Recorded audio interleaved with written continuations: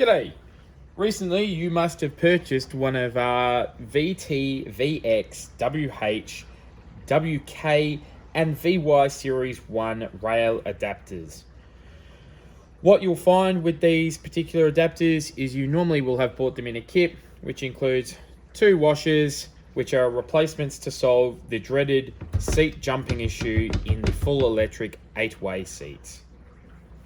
To fix this, what we've done is we've simply removed the seat from the vehicle. In this particular case, we've taken the covers off because we are doing a full repair.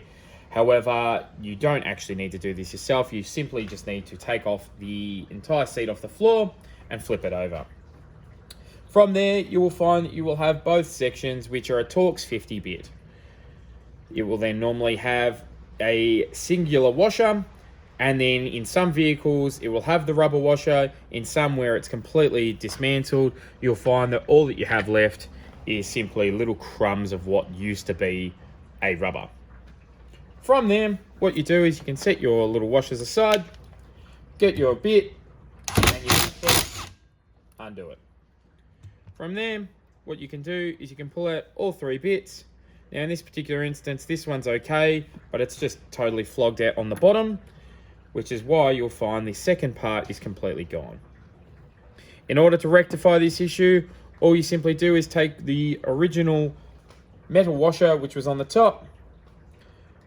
You will then find underneath here that you can see there is this simple thing here, which just rotates, which is what moves the seat. You can see it there. Sorry, my hand was in the way. All you do is you simply fit that washer over the top, like so. Line it back up, as you can see here. Let me just put the tripod back. Then, all you simply have to do is take our washer, put it on the top. It will self-locate inside there so it doesn't move. You take your bolt.